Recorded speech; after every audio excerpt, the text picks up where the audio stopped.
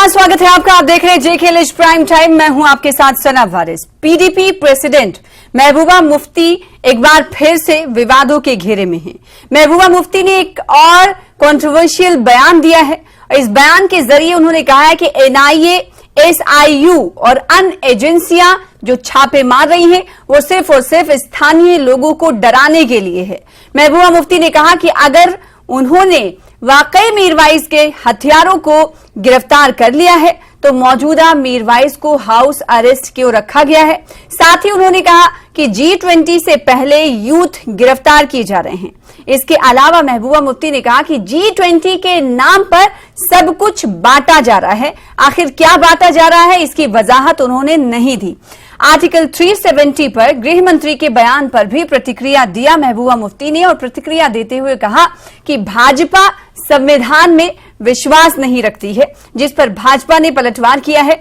BJP ने महबूबा मुफ्ती के बयान को निराधार बताया है और साथ ही साथ बीजेपी ने कहा है कि ऐसे लोग, ऐसे नेता G20 को असफल बनाना चाहते हैं और G20 को असफल बनाना ही उनका मकसद है। आज इसी मुद्दे पर करेंगे चर्चा कई खास मेहमानों के साथ JKLH प्राइम टाइम में।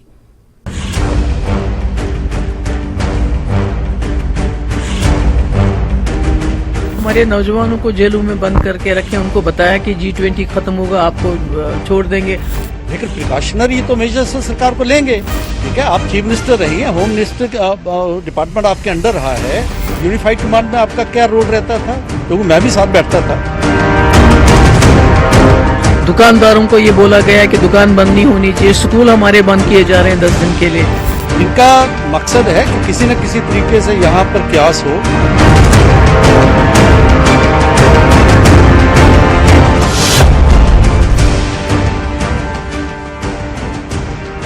तो महबूबा मुफ्ती के बयान पर फिर एक मर्तबा घमासान देखने को मिल रहा है। भारतीय जनता पार्टी पलटवार कर रही है। तो महबूबा मुफ्ती अपने इन बयानों के जरिए कई सवाल को खड़ा कर रही हैं। जैसे कि आपने कुछ देर पहले सुना कि महबूबा मुफ्ती ये कहती हुई नजर आई कि 10 दिनों के लिए स्कूल को बंद करने के लिए कहा गया और कई ऐसी चीजें हैं जिसको खुला रखने और कई ऐसी चीजें हैं जिसे बंद रखने के दिशा निर्देश जारी कर दिए गए हैं। तो इस तरह से महबूबा मुफ्ती अपनी तमाम प्रतिक्रिया देती हुई नजर आई, जिस पर अब सियासत जारी है, क्योंकि PDP की तरफ से G20 की अच्छाइयों को लेकर बात नहीं कही गई, इसीलिए सवाल उठ रहा है। और भारतीय जनता पार्टी ये सवाल खड़े कर रही है कि भारतीय जनता पार्टी की तरफ से जो सवाल खड़े किए जा रहे हैं कि G20 की समिट को असफल बनाना ऐसे नेताओं की का मकसद है। आज इसी मुद्दे पर चर्चा करेंगे। चलिए चर्चा की शुरुआत करें। हमारे साथ कुछ खास मेहमान जुड़ रहे हैं जिनका तारुफ करा दें। हमारे साथ माजिद हैदरी साहब जर्नलिस्ट हैं, आप ज्वाइन करने के लिए शुक्रिया। और साथ ही साथ जावेद बेग साहब हैं जो कि सोशल एक्टिविस्ट के तौर पर इस डिबेट का हिस्सा हैं, आपका भी शुक्रिया वक्त देने के लिए। इसके अलावा अजय भारती साहब x MLC Bharatiya Janata party के स्पोक्स पर्सन भी हैं, जम्मू कश्मीर से, आपका स्वागत करते हैं। और इसके अलावा शेख नासिर साहब या नसीर साहब, आप जरा करेक्ट करिएगा, स्टेट सेक्रेटरी आप PDP के, आपका भी वेलकम करते हैं। शेख साहब, मैं आपसे शुरुआत करना चाहूंगी क्योंकि एक बार फिर से महबूबा मुफ्ती साहिबा के बयान पर कहीं न कहीं सवाल खड़े कर रही हैं पार्टियां, खासकर भारतीय जनता पार्टी। जो बयान महबूबा मुफ्ती ने दिया है उसे कंट्रोवर्शियल बयान माना जा रहा है। आखिर महबूबा मुफ्ती जी की तरफ से अभी तक ये सवाल किया जा रहा है कि G20 के पॉजिटिव साइड्स को देखते हुए कोई बयान सामने आया नहीं है। और भारतीय जनता पार्टी तो यहां तक ये कह रही है कि ऐसे नेता इस तरह के प्रोग्रामों को, इस तरह के समिट को नाकाम बनाना चाहते हैं, असफल बनाना चाहते हैं। पहली प्रतिक्रिया मैं चाहूंगी कि PDP के स्टेट सेक्रेटरी की तरफ से आए कि वो किस तरीके से महबूबा मुफ्ती के बयान को देखते हैं और उस पर क्या कहेंगे। दिया है वो बिल्कुल सच्चाई पर मबनी है। महबूबा जी के बयान पे कंट्रोवर्सी होना न होना यह भारतीय जनता पार्टी का काम है। वो हर उनके बयान को लेकर के उसे कंट्रोवर्शियल बताते हैं। वो जितनी भी सच कहेंगी उतना ही सच जो है वो भारतीय जनता पार्टी को कड़वा लगता है। जहां तक G20 की बात है, हम इस वक्त ना तो सरकार में है, ना हम सरकार का हिस्सा है और ना ही हमारे पास ऐसी कोई शक्ति है कि हम किसी समिट को कामयाब या नाकाम कर सके। हाँ, हम अपनी प्रक्रिया, हम अपना रिएक्शन जरूर दे सकते हैं। महबूबा जी ने जो बात कही कि G20 कराने के पीछे भारतीय जनता पार्टी की क्या गर्जो गाये थे, वो तो हर शहरी जानता है, हर नागरिक जानता है कि G20 का समिट कश्मीर में कराने से भारतीय जनता पार्टी सिर्फ और सिर्फ पूरी दुनिया को यह दिखाना चाहती है कि जम्मू कश्मीर में अब उनके कहने के मुताबिक हालात ठीक हैं, जबकि जम्मू कश्मीर के जो हालात की सच्चाई है वो जम्मू कश्मीर के लोगों को अच्छी तरह मालूम है। जम्मू कश्मीर में आर्टिकल 370 की एब्रोगेशन के बाद जो हालात बने हैं उन पर पर्दापोशी करने के लिए, उन पर लिपापोती करने के लिए G20 का समिट जो है वो जम्मू कश्मीर में, खासकर कश्मीर वादी में रखा गया है, जबकि इस समिट से कश्मीर या कश्मीर के लोगों का कोई भी फायदा नहीं होने वाला है। हाँ, भारतीय जनता पार्टी अपनी जो उनकी खराब छवि इस वक्त पूरी दुनिया में बन रही है, उस छवि को ठीक करने के लिए वो एक शो करने जा रहे हैं, वो इस तरह का एक डिस्प्ले करने जा रहे हैं। अदरवाइज देखा जाए, महबूबा जी ने जो कहा कि अगर कश्मीर के हवाले से कोई समिट होनी चाहिए, हम तो जो हमारे हमसाया मुल्क हैं, जो सार्क के सदस्य हैं, चाहे पाकिस्तान है, बांग्लादेश है, जो हमारे हमसाया है, जिनका डायरेक्ट हमारे मुल्क के साथ या जम्मू कश्मीर के साथ जिनका डायरेक्ट कहीं ना कहीं दाएं बाएं जो इन्वॉल्वमेंट रहती है, उनके बीच में अगर कोई इस तरह की समिट होती तो हम मानते कि ये समिट जम्मू कश्मीर के लिए फायदेमंद है। हाँ, आप Australia, Japan, Italy, Turkey, Russia इनको बुला करके जम्मू कश्मीर में क्या करना चाहते हैं? सिर्फ और सिर्फ अपनी जो छवि खराब है, तो अपनी इमेज को दुरुस्त करना, बता रही कि भारतीय जनता पार्टी इस मकसद के तहत इस समिट को कराना चाहती है। साथ ही ये इस पर भी प्रतिक्रिया दीजिएगा शेख साहब कि महबूबा मुफ्ती ये कह रही हैं कि सब कुछ G20 के नाम पर बांटा जा रहा है। ये किस तनाजुर में उन्होंने कहा और इसके पीछे की वजह क्या है? क्या बांटा जा रहा है? बांटा नहीं, उन्होंने कहा कि जम्मू कश्मीर में इस वक्त G20 के नाम पर जो सिक्योरिटी के बहाने से लोगों को तंग किया जा रहा है, लोगों को हरासा किया जा रहा है, वो उस पर चिंता तो जतानी जरूरी है। आप देखिए, इस वक्त पूरे जम्मू कश्मीर को छावनी में तब्दील कर दिया गया है। चप्पे चप्पे पर तलाशी मुहिम जारी है, चप्पे चप्पे पर लोगों के साथ पूछताछ जारी। क्यों? G20 समिट होने वाला। तो इस तरह का बड़ा समिट होगा तो पूछताछ और छानबीन तो जारी होगी ना, क्योंकि सेंसिटिव इलाका है। तो और जब इस तरह का आयोजन हो रहा है, इंटरनेशनल अंतर्राष्ट्रीय आयोजन हो रहा है, तो पूछताछ तो होगी, छानबीन तो होगी। फिर अगर ऐसा नहीं होगा तो फिर आप लोग सवाल उठाएंगे कि आखिर इतना बड़ा आयोजन हो रहा था, पहले से ही सिक्योरिटी को क्यों नहीं देखा गया? क्या शेख साहब ये सब सवाल नहीं उठेंगे?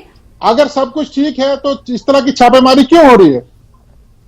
ठीक है, आपका सवाल मैं भारतीय जनता पार्टी से इस पर प्रतिक्रिया लूंगी। माजिद हैदरी साहब भी जुड़े हुए हैं, उनसे मैं रिएक्शन लेना चाहती हूं। माजिद साहब, जो पीडीपी की अध्यक्ष प्रेसिडेंट की तरफ से बयान आया है, सबसे पहले एक जर्नलिस्ट इस बयान को किस तरह से देखता है? क्योंकि अभी कुछ देर पहले आपने शेख साहब की बातें सुनी, इस महबूबा मुफ्ती के इस बयान को वहां की जनता और एक जर्नलिस्ट कैसे लेते हैं? बताइएगा, इस पर क्या प्रतिक्रिया है आपकी? जी देखिए सना साहिबा, महबूबा मुफ्ती साहिबा एक साधारण नागरिक नहीं है। वो पूर्व सांसद हैं, पूर्व चीफ मिनिस्टर रही, और उस वक्त की चीफ मिनिस्टर रही है जब भाजपा उनके साथ अलायंस में थी। और बतौर लीडर उनका एक फर्ज बनता है कि अगर आवाम का उनके पास कोई मामला आ रहा है वो उसे सरकार के सामने रखे, मीडिया के सामने रखे। पहली बात ये बनती है उनकी। दूसरी चीज ये है कि जो महबूबा मुफ्ती साहिबा कह रही है, उनका बिल्कुल फर्ज बनता है ये बात करने का, भाजपा को महबूबा मुफ्ती साहिबा से क्या प्रॉब्लम है कि पूरे भारतवर्ष में मुसलमान एक ही नेता है जो इसमें से फीमेल कम्युनिटी में से। तो महबूबा मुफ्ती साहिबा क्योंकि नारी शक्ति का एक प्रतीक है फ्रॉम द मुस्लिम कम्युनिटी, उस वजह से भाजपा को उनसे आपत्ति है। वरना अगर महबूबा मुफ्ती साहिबा बात करिए, देखिए G20 हो रहा है, बहुत अच्छी बात है, मैं इख्तिलाफ करता हूं पीडीपी से, इस पे बहुत ही अच्छी चीज है, जम्मू कश्मीर को इससे फायदा मिलेगा। सिक्योरिटी के इश्यूज हैं, बिल्कुल होंगे और होने भी चाहिए, सख्त से सख्त सिक्योरिटी होनी चाहिए। लेकिन एक मुझे लॉजिक समझ नहीं आ रहा कि आज एयरपोर्ट रोड पे सिर्फ सब्जी बेचने पे रेस्ट्रिक्शंस हैं। भाई कोई मुझे बता दो, सब्जी बेचने पे वो सरकार रेस्ट्रिक्शन लगा रही है जो खुद को शाकाहारी कहती है। गोश्त बेचने पे, मुर्गा बेचने पे रेस्ट्रिक्शन है, और सब्जी का किसी पोटेंशियल टेरर थ्रेट से क्या लिंक है मुझे समझ नहीं आता। गोभी बॉम्ब, बैंगन बॉम्ब, क्या है ये? साग बॉम्ब है, पालक बॉम्ब है, किस तरीके का इनके दिमाग में ये मामला घूम रहा है कि सब्जी पे रेस्ट्रिक्शन है? क्यों वो सब्जी पर रेस्ट्रिक्शन? जो सरकार शाकाहारी की बात करती है, शाकाहारी को प्रमोट करती है, वो आज कहती है मुर्गा बेचो, गोश्त बेचो, लेकिन सब्जी ना बेचो या सब्जी कम बेचो। भाई ये लॉजिक तो लोगों को समझ आए ना। ये बातें जो पब्लिक की कंप्लेंट्स हैं, ये तो मीडिया का काम है उबारना, और सरकार का काम है उसको करेक्ट करना। अब मुझे भाजपा की सरकार बता दे जो शाकाहारी होने का दावा करती है, ये किस तरीके की रेस्ट्रिक्शन है कि सब्जी पर रेस्ट्रिक्शन है? मुझे जरा कोई भाजपा का समझा दे मामला, ये लॉजिक मुझे समझ नहीं आ रहा। अजय भारती साहब मौजूद है भाजपा से, उन्हीं से समझ लेते हैं। ये लॉजिक नहीं समझ पा रहे हैं जर्नलिस्ट जम्मू कश्मीर के माजिद हैदरी साहब हैं। अजय भारती साहब हमारे साथ जुड़े हुए हैं।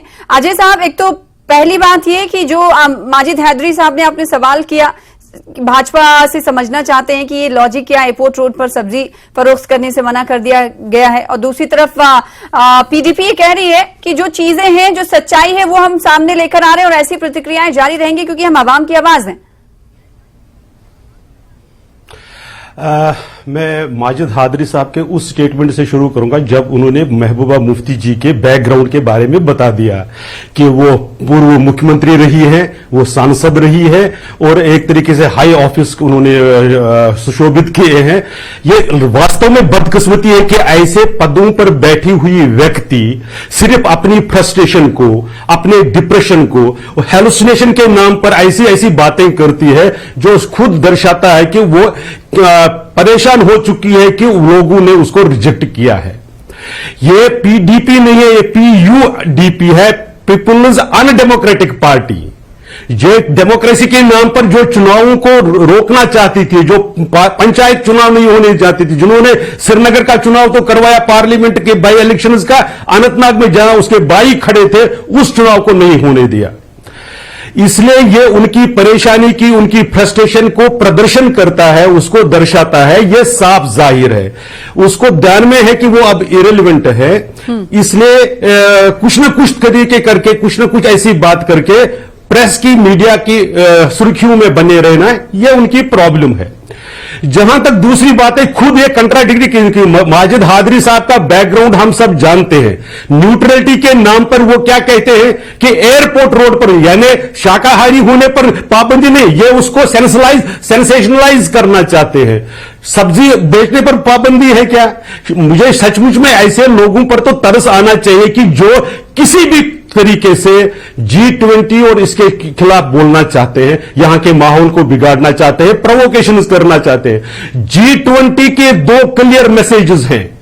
एक, जम्मू कश्मीर हर उस रियासत की तरह, बाकी रियासतों की तरह भारत का अभिन्न अंग है, इसलिए जिस तरह से देश के अन्य हिस्सों में अभी अभी गोवा में हुआ, अब यहां पर भी हो रहा है, इसलिए एक मैसेज क्लियर सारी दुनिया को यह है। सेकंड उसका यह है कि कश्मीर का, जो जम्मू कश्मीर के टूरिज्म पोटेंशियल को, उसको अपने रियल पोटेंशियल तक उसको रियलाइज करने के लिए एक एफर्ट है। यह बहुत मदद करेगा, खासकर हमारे यहां पर टेररिज्म के दौरान, जिसकी बुनियाद में 86 है, महबूबा मुफ्ती जी के पिताश्री रहे हैं 86 में कम्युनलाइज अटैक्स करवाने में, उसमें जो बाहर के टूरिस्ट कम आना शुरू हुए हैं, यह बहुत हेल्प करेगा फॉरेन टूरिस्ट को कश्मीर आने में। कह रही है कि इससे कश्मीर के लोगों का कोई फायदा नहीं होगा। जो देशों के मेहमान आ रहे हैं, उनसे कश्मीर के लोगों से क्या वास्ता? अगर पड़ोसियों के साथ कोई समिट होती है, मीटिंग होती, तो शायद उनसे फायदा होता, जिनसे हमारी सरहदें मिल रही हैं। पीडीपी का ये कहना है। एक छोटा सा आंकड़ा बताता हूं, इस बार के बजट में बताया गया हमें कि केवल गुलमर्ग में ये जो गंडोला है 100 करोड़ के रुपए इनका आमदनी हुई। जब ये आमदनी लोकल टूरिस्ट में एक स्पॉट पर होती है, वो किसको फायदा होता है? जब टूरिस्ट यहां इंडस्ट्री है, जब वो उसका जो पर्कुलेशन होता है नीचे तक होता है, ये किसका फायदा होता है? ठीक है, माजिद साहब कुछ कहना चाहते हैं, मैं लौटूंगी, लेकिन जावेद बेग साहब हमारे साथ जुड़े हुए हैं आखिर में, उनके पास लौटते फिर उसके बाद ब्रेक लेना होगा। जावेद साहब, एक तरफ देख रहे हैं कि तैयारियां घाटी में जारी हैं G20 की समिट को लेकर, दूसरी तरफ सियासत भी उस पर भारी है। महबूबा मुफ्ती की इस प्रतिक्रिया को एक सोशल एक्टिविस्ट कैसे देखता है? सबसे पहले ये बताइए, फिर उसके बाद इससे फायदा और नफा नुकसान किसका है, जैसा कि अभी सियासत इस पर चल रही है, उस पर भी बातें करेंगे। देखिए, इस यूनियन टेरिटरी का एक सिटीजन होने के नाते मैं खुशामदीद करता हूं। G20 का जो सबसे बड़ा इवेंट हमारे जम्मू कश्मीर में, बिलखुसूस वादी कश्मीर में होने जा रहा है, उसके लिए हमें दुआएं करनी है कि वो बाज़ाब्ता पीसफुल तरीके से और कामयाब हो। इससे मुझे लगता है किसी को आपत्ति नहीं होनी चाहिए। जम्मू कश्मीर चूंकि तरक्की के राह पर गामजन है, लॉ एंड ऑर्डर बहुत हद तक, काफी हद तक इंप्रूव हुआ है। हमारे नौजवान देश भर के साथ साथ इंटरनेशनल लेवल पे भी न केवल जम्मू कश्मीर का बल्कि पूरे मुल्क का नाम रोशन कर रहे हैं।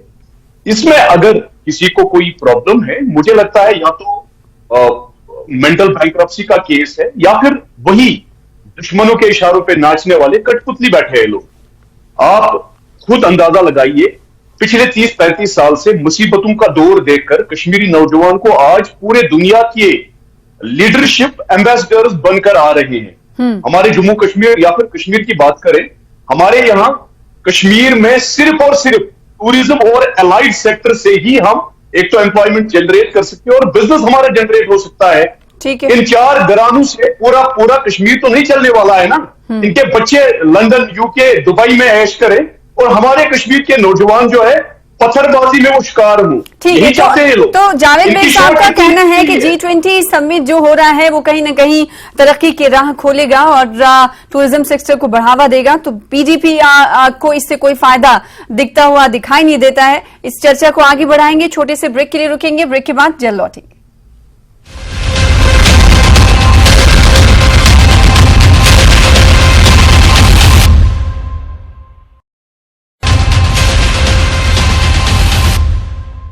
एक बार फिर से आपका स्वागत करते हैं। जेके लिस्ट प्राइम टाइम देख रहे हैं आप। कई खास मेहमान मौजूद हैं। महबूबा मुफ्ती की तरफ से दिए गए बयान पर हम चर्चा कर रहे हैं कि आखिर G20 की समिट को लेकर महबूबा मुफ्ती अलग राय क्यों रखती हैं, क्यों आखिर ये जम्मू कश्मीर के लोगों के लिए फायदेमंद नहीं, क्योंकि ऐसे ही उन्होंने प्रतिक्रिया दी है जिस पर सवाल खड़े होते हैं और बीजेपी उस पर हमलावर है। खास मेहमान हमारे साथ जुड़े हुए हैं। सबसे पहले शेख नासिर साहब हमारे साथ जुड़े हुए, पीडीपी से ताल्लुक रखते हैं।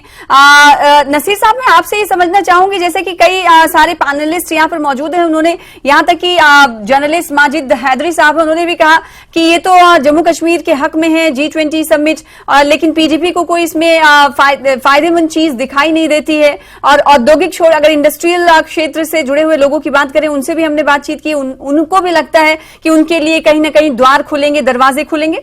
तो क्या ये माना जाए कि सियासत के पॉइंट ऑफ व्यू से आप लोग मानना नहीं चाहते ऐसा, या फिर वाकई में कुछ ऐसा है?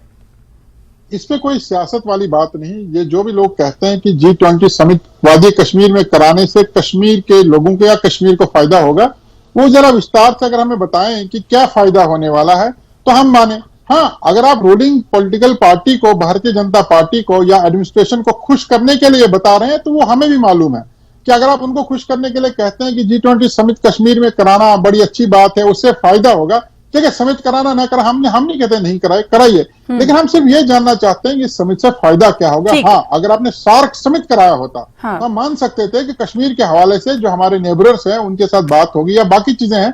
अब हमें जापान, रशिया, टर्की, ऑस्ट्रेलिया उन लोगों को बुलाकर, अजय भारती साहब, अगर आप टूरिज्म समिट कराइए, कोई उससे हर्ज नहीं पीडीपी को, लेकिन इससे फायदा क्या हासिल होगा? और साथ ही साथ एक बड़ा आरोप ये लगाया कि भारतीय जनता पार्टी अपनी इमेज को, अपनी छवि को बेहतर करने के लिए, ताकि इंटरनेशनल फोरम पे उनकी छवि श्रीनगर और खासकर जम्मू कश्मीर को लेकर बेहतर हो, इसलिए आप ऐसे समिट करा रहे हैं, आयोजन करा रहे हैं। जल्दी से आपकी प्रतिक्रिया। चिंता तो उनको होती है जिनकी छवि खराब होती है। हमारे पंत प्रधान जी, प्राइम मिनिस्टर नरेंद्र मोदी जी के जमाने में न केवल भारत, पूरे मुल्क की इमेज को बहुत ही निखार हुआ है। सारी दुनिया आज उनकी लीडरशिप को एक्सेप्ट करती है, इसमें कोई दो राय नहीं है। ये सिर्फ वो नहीं मानते जो पाकिस्तान या उनकी एमा पर बात करने वाले लोग हैं, सिर्फ उनको वो दिखाई नहीं देता है। जैसे वो एक अंधे को जो आंखों से रोशनी नहीं रखता, वो बसंत की बहार को देखता ही नहीं है, तो उसमें तो कोई हेल्प हम कर नहीं सकते हैं। ये तो प्रॉब्लम है, उसकी मायोपिक विजन की प्रॉब्लम है। हाँ। लेकिन जहां तक फायदे हैं, सिर्फ एक ही नहीं है, हजारों फायदे हैं। डेवलपमेंटल एक्टिविटीज को इतना पुश मिला है इस नाम पर, स्मार्ट सिटी के प्रोजेक्ट। अभी हमने एक पोलो व्यू मार्केट की देखी कि वो वाईफाई, वो जैसे लोगों को लगता है कि हम पता नहीं किस फॉरेन मार्केट में जा रहे हैं। ये एक एग्जांपल में छोटी बता रहा हूं। इसी तरह से टूरिज्म को तो बढ़ावा मिलेगा ही मिलेगा, लेकिन कुल मिलाकर जो भारत की जो और कश्मीर के बारे में जो लोगों की राय थी, मैं दूसरी बात, पीपुल्स अनडेमोक्रेटिक पार्टी जैसे लोग जम्मू और कश्मीर में भी खाई पैदा करना चाहते थे पहले, जो उन्होंने 40 साल किया था, 50 साल किया था। वो कहते थे कि अगर ये फायदे की बात है तो जम्मू में क्यों नहीं की? जम्मू में करते थे, फिर कहते थे कश्मीर के साथ डिस्क्रिमिनेशन किया।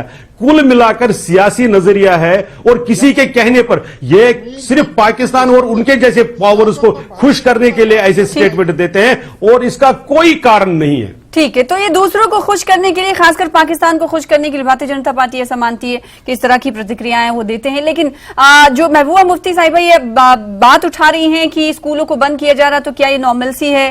और छावनी में तब्दील कर दी जा रहे हैं इलाके, तो क्या ये नॉर्मलसी है? अगर नॉर्मलसी होती तो आराम से सभी आते विदाउट सिक्योरिटी।